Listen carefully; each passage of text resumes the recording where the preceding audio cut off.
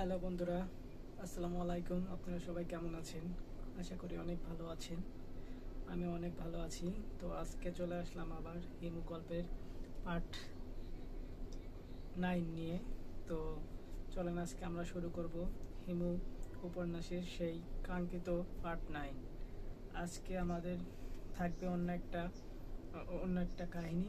তো এইটা আজকে আপনাদের সাথে শেয়ার করব। আশা করি আপনাদের ভালো লাগবে। আর অবশ্যই কে কোন জায়গা থেকে আমার ভিডিওটি দেখছেন অবশ্যই জানাবেন, কারণ আপনাদের অনুপ্রেরণায় আবার আমি নতুন নতুন ভিডিও আপলোড দিব। তো আর আপনারা কে কে হিমু গল্পটি পছন্দ করেন অবশ্যই কমেন্ট করে জানাবেন, আর ভালো লাগলে চ্যানেলটি সাবস্ক্রাইব করে দেবেন। তো চলেন আমরা শুরু করি আজকে হিমু গল্পের নতুন একটি পার্ট। তো চলেন শুরু করা যাক। তো আজকে আমি যে পার্টটি পড়ব সেটা হচ্ছে দরজার ওপাশে। এটা হচ্ছে হিমুর একটা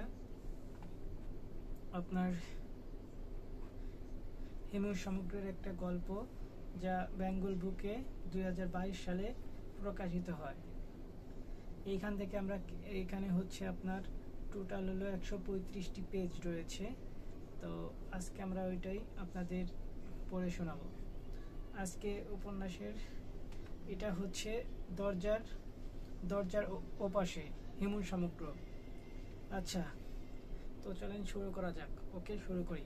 ঘুমের মধ্যে শুনলাম কে যেন ডাকলো, হিমু, ওই হিমু। গলার স্বর একই সঙ্গে চেনা এবং অচেনা। কে ডাকছে? তার সঙ্গে অনেক বছর আগে পরিচয় ছিল, এখন নেই। মানুষটা ভুলে গেছি, কিন্তু স্মৃতিতে তার গলার স্বর রয়ে গেছে। প্রশালিত ভারী গলায় একটু শ্রমতা জড়ালো। আমি আদো ঘুমের জবাব দিলাম, কে উত্তর দিল না। ভয়াবহ ধরনের নীরবতা। আমি আবার বললাম, কে? ওইখানে। ছোট করে কেউ নিঃশ্বাস ফেলল। আশ্চর্য, ফেলার শব্দটা আমার চেনা। টুকটুক করে দুইবার শব্দ করে দরজার ওপাশের মানুষটি চাপা গলায় ডাকলো, হিমু, ওই হিমু। আমার অস্থিরতা বোধ হতে লাগলো। ঘর অন্ধকার, গাঢ় অন্ধকার। রাতের বৃষ্টি হচ্ছিল বলে দরজা জানালা বন্ধ করে শুয়েছি। রেডিয়াম ডায়ারের টেবিল ঘড়ি ছাড়া আর কিছুই দেখতে পাওয়ার কথা নয়, কিন্তু সব কিছু পরিষ্কার দেখছি। এই তো দেওয়ালের ক্যালেন্ডার দেখা যাচ্ছে, ক্যালেন্ডারের লেখাগুলো পর্যন্ত পড়তে পারছি। এর মানে কি? এটা কি তাহলে স্বপ্ন? পুরো ব্যাপারটা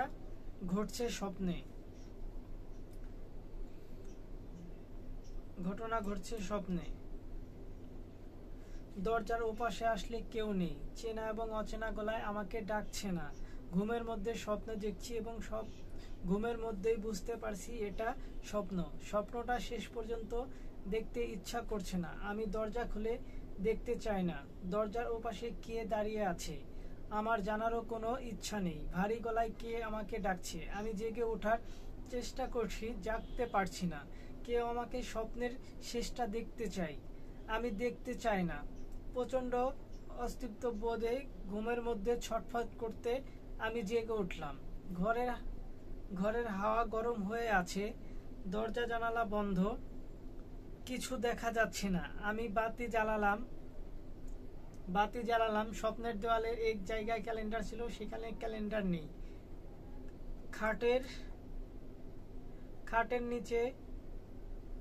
খাটের নিচে টকটক শব্দ হচ্ছে, প্রায় হয়। কিসের শব্দ আমার জানা নেই। ইঁদুর হবে না, ইঁদুর ঠকঠক শব্দ করে না। আমি হাতড়ে দরজা খুললাম।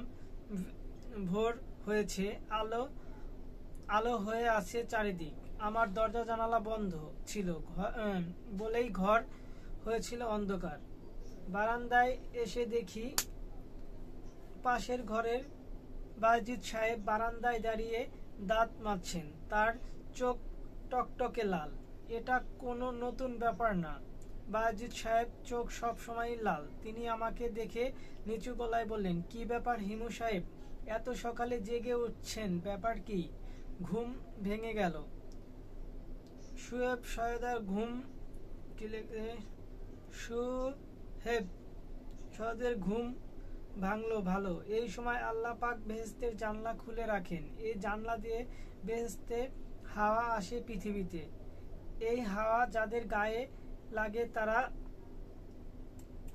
তারা ফেরেশতাবাসী হয়। কে বলেছে আপনাকে? তিনি অস্তিত্বের সঙ্গে বললেন, শোনা কথা, আপনি কি এই জন্য রোজ ভোরে ওঠেন, বেহেশতে হাওয়া গায়ে লাগান? বায়েজিদ সাহেব লজ্জিত ভঙ্গিতে হেসে ফেললেন। ভোরবেলা অদ্ভুত আলোর কারণে তাকে আজ অনেক কম বয়স্ক মনে হচ্ছে। ভদ্রলোকে 50 বছরের কাছাকাছি। তাকে দেখে আমার সব সময় মনে হচ্ছে তার গা থেকে কেউ একজন লেবুর মতো সমস্ত রস চিপে নিয়েছে। হাঁটেন খানিকটা কুঁজু হয়ে, চোখে পড়লে চোখ নামিয়ে নেন। রাস্তায় দেখা হলে যদি জিজ্ঞেস করি কেমন আছেন বায়েজিদ সাহেব, তিনি বিব্রত গলায় কোনো রকমে বলেন, এই আছি। ছুটির দিনে তিনি তার ঘরেই থাকেন। ভেতর থেকে দরজা বন্ধ থাকে। ছুটির দিনগুলো মেসে একটু ভালো খাওয়া দাওয়া হয়, সবাই একসঙ্গে বসে খায়। তিনি কখনোই বসেন না। সবাই খাওয়া দাওয়া হয়ে গেলে সে এক সময় চুপি খেতে চান। তো এই হচ্ছে আজকে গল্পটা, অনেক ইন্টারেস্টিং। তো চলেন আরো পড়ব। ওকে, তো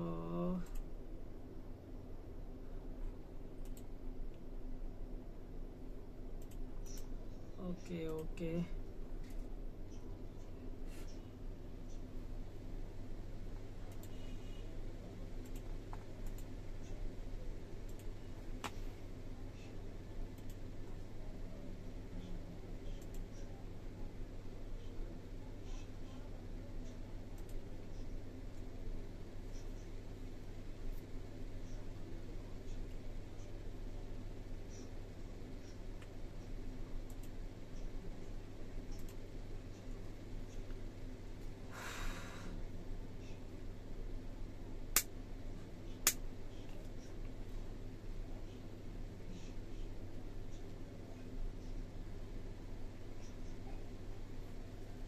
হবে ভগবানদের হবে, একটু ওয়েট করতে হবে শুধু। আর আপনারা তো সবাই জানেন যে ধৈর্যের ফল সবসময় মিষ্টি হয়। আপনি যদি মনে প্রাণে একটা জিনিস চান, সেটা কিন্তু হবে। সেটা হয় 2 দিন আগে বা পরে, কিন্তু মাস্ট বি সেটা হবে।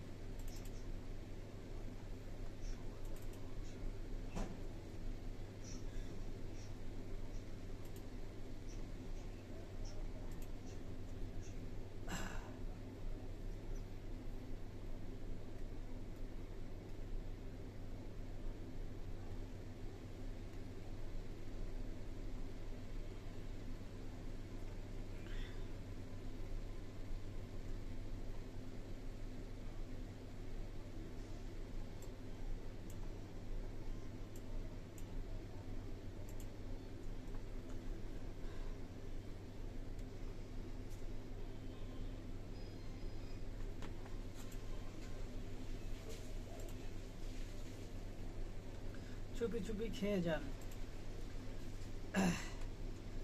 মাথা নিচু করে অতি দ্রুত খাবার পর্ব শেষ করেন, যেন খাওয়ার একটা অন্যায় কাজ। মানে সে হচ্ছে অনেক দ্রুত খাবার খেয়ে ফেলে, তখন এটা দেখে হিমের মনে হয় যে খাবার যেন একটা অন্যায় কাজ, তো তার জন্য সে তাড়াহুড়া করে খায়।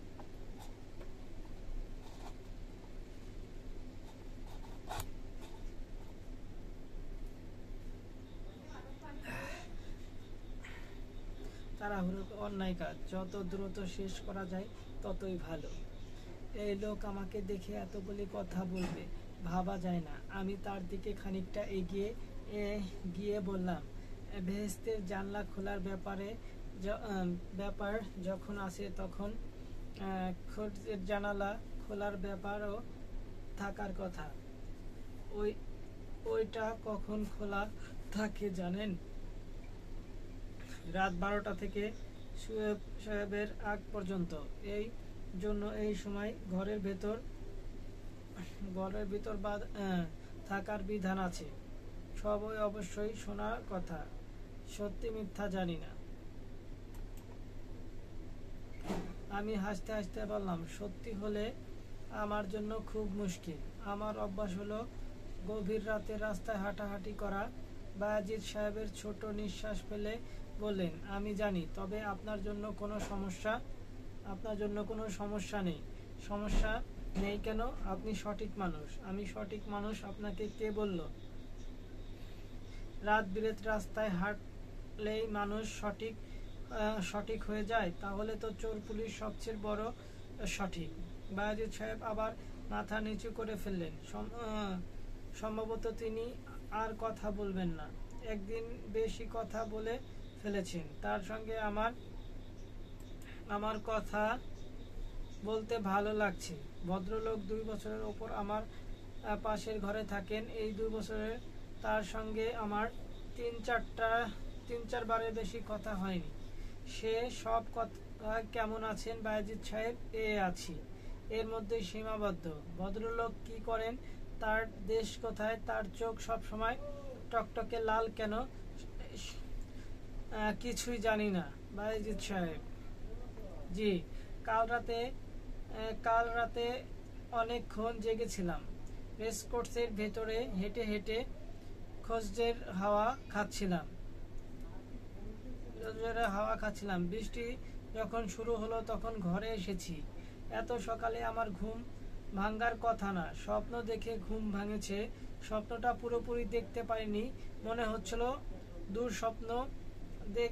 দেখতে ইচ্ছা করছিল না বলেই দেখিনি। জেগে উঠেছি।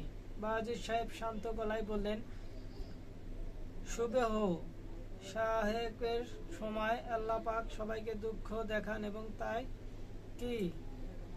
জি, কামনা করেন। এটা মৌলানার কাছ থেকে শোনা কথা। জি, আমার স্ত্রীর কথা। সে জীবিত নেই, 19 বছর আগে মারা গেছেন। আমার কন্যা জন্মের সময় মারা গেছেন। ও জীবিত থাকার সময় অদ্ভুত অদ্ভুত কথা বলতো। তখন হাসাহাসি করতাম, এখন করি না। এখন তার সব কথাই সত্যি মনে হয়। বেহেশত এবং দোজখের জানলার কথা কি তার কথা? জি। আমার স্ত্রী মৃত্যুর পর আপনি আর বিয়ে করেননি? জি না। আপনার মেয়ের বয়স তাহলে এখন 19? জি। তার কি বিয়ে হয়েছে? জি না। সে কোথায় থাকে? তার মামাদের কাছে থাকে। আচ্ছা, এই বুঝলাম। তাদের হচ্ছে যে ওয়াজেদ সাহেব আজকে, তার হচ্ছে বউটা মারা যায়, এরপর থেকেই সে মানে এমন স্বভাবের হয়ে যায়। বুঝতে পারলাম তাইলে এখন। ওকে, তো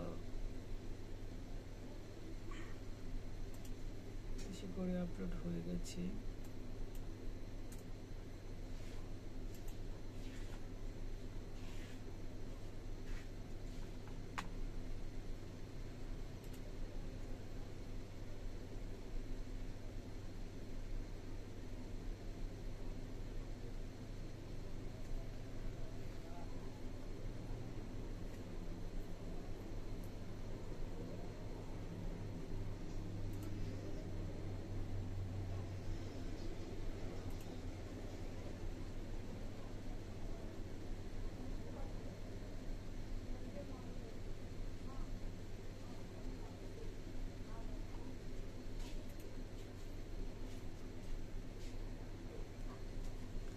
এখন হচ্ছে আমরা 9 পর্বে আছি।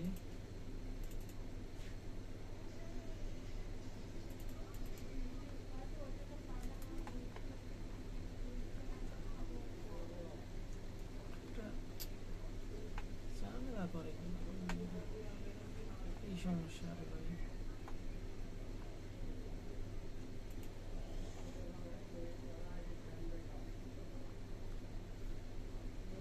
তাড়াতাড়ি কাজ করে না কেন?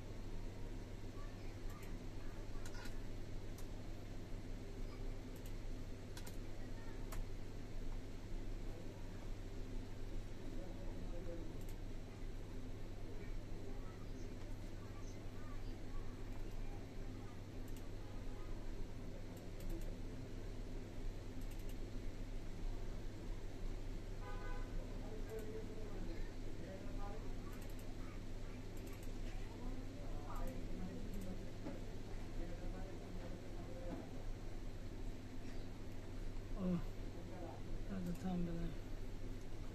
আচ্ছা,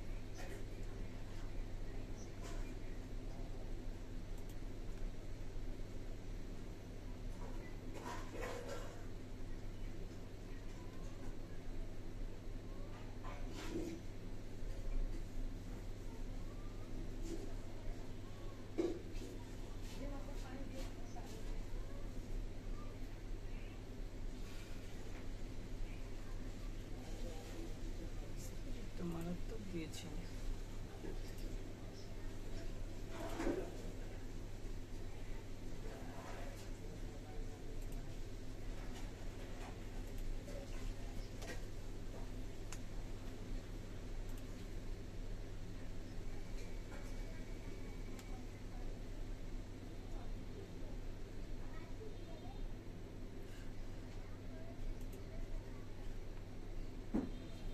সে সে কোথায় থাকে?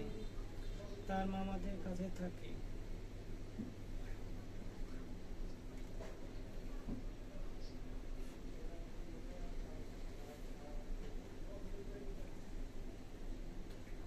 নিজের কাছে এনে রাখতে চেয়েছিলাম, সামর্থ্য হলো না।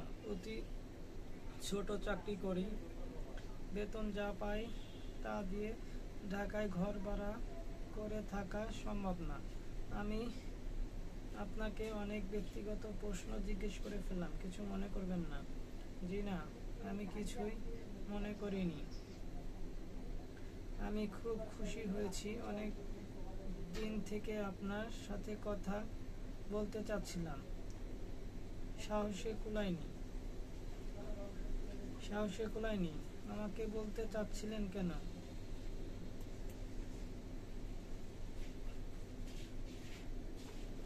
আপনি মহাপুরুষ ধরনের মানুষ। আপনি আমার মেয়েটার জন্য একটু প্রার্থনা করলে তার মঙ্গল হবে। এই জন্য মেয়েটার বিয়ে দিতে পারছি না। দুষ্ট লোকজন আমার মেয়েটার নামে বাজে একটা দুর্নাম ছড়িয়েছে। পুরো ব্যাপারটা যে মিথ্যা সবাই জানে, কেউ বিশ্বাস করে না, আবার সবাই বিশ্বাস করে। মেয়েটা খুব কষ্টে আছে ভাই সাহেব। আমি জানি আপনি মেয়েটার কষ্ট কমাতে পারবেন। আমার মেয়েটা যে কত ভালো তা একমাত্র আমি জানি, আর জানেন আল্লাহ পাক। আপনার কাছে আমি হাত জোড় করছি বাজিদ সাহেব। সত্যি সত্যি হাত জোড় করলেন?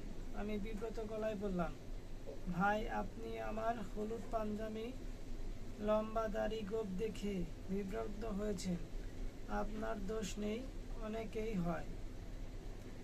বিশ্বাস করেন আমি মহাপুরুষ না, অতি সাধারণ মানুষ। প্রচুর মিথ্যা কথা বলি, অনেক ধরনের ভঙ্গ করি। মানুষের হক চকিতে দেখা একটা সচেতন চেষ্টা আমার মধ্যে থাকে। কাজকর্ম করার কোনো ক্ষমতা নেই বলেই আমি ভবঘুরে। বুঝতে পেরেছেন বাজিদ সাহেব? আগের মতো কোমল গলায় বললেন, আপনি একটু দোয়া করবেন আমার মেয়েটার জন্য। অনেকদিন বলার চেষ্টা করছি, সাহস পাইনি। আজ আল্লাহ পাক সুযোগ করে দিয়েছেন। আচ্ছা, আর হিমুর একটা বিশেষ গুণ ছিল, সে হচ্ছে আগে থেকে সব কিছু আন্দাজ করতে পারতো। যে কারণে হচ্ছে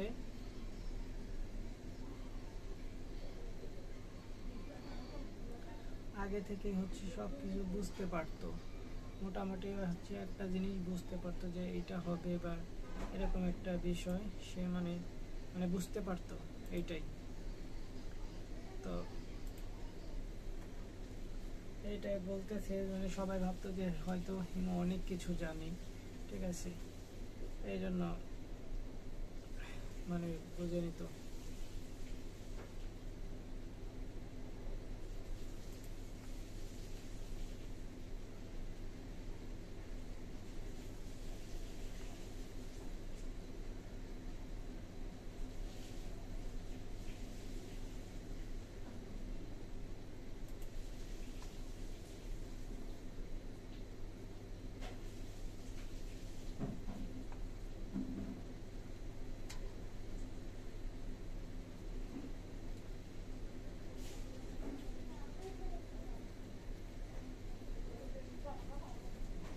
Okay.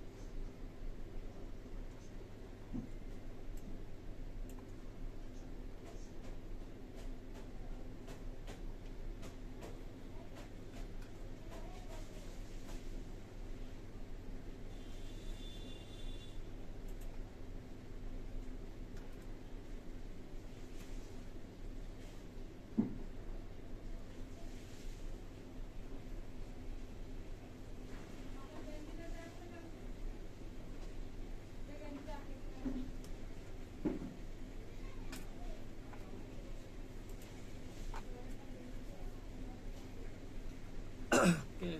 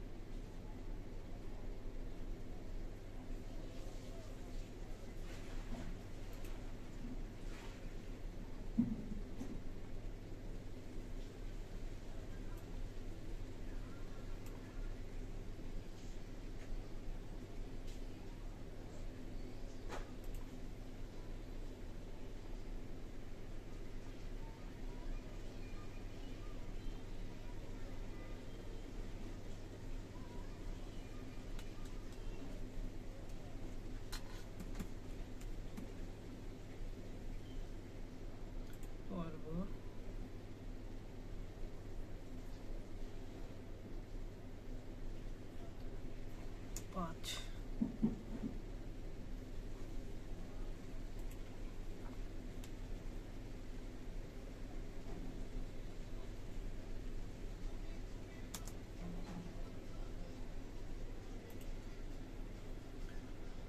5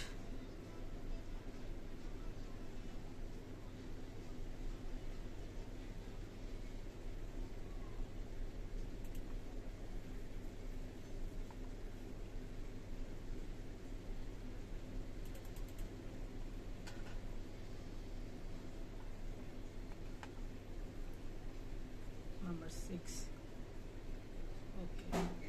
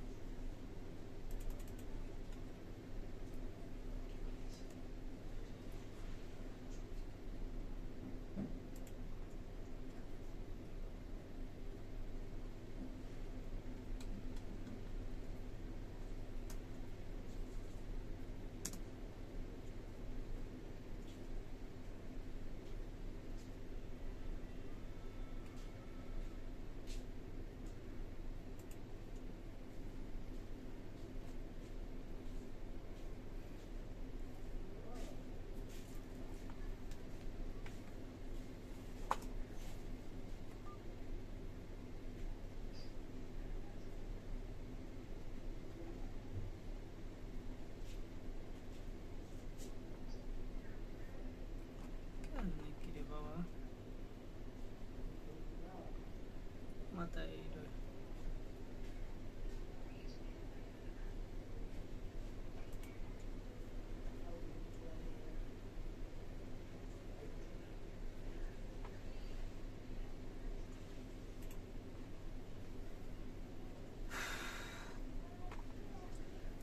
আমি হাসতে হাসতে বললাম ঠিক আছে প্রার্থনা করলাম